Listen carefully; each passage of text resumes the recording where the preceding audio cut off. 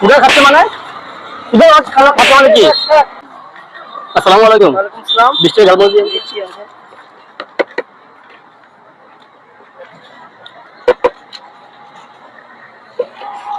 নেন। কাট। এবার 20 টাকা বাড়াও। 20 টাকা দিচ্ছি। একটু বাসায় দিও। আচ্ছা দিচ্ছি। ঝালমুড়ি? হ্যাঁ বাসায় দেন। এ ভাই কি সমস্যা তোমার? কেন ভাই আপনার কি সমস্যা? তুমি 20 টাকা ঝালমুড়ি অর্ডার দিছো, 20 টাকা বেশি তুমি খাই ফেলতেছো। খাইলে আমি উনার খাচ্ছি, আপনার কি?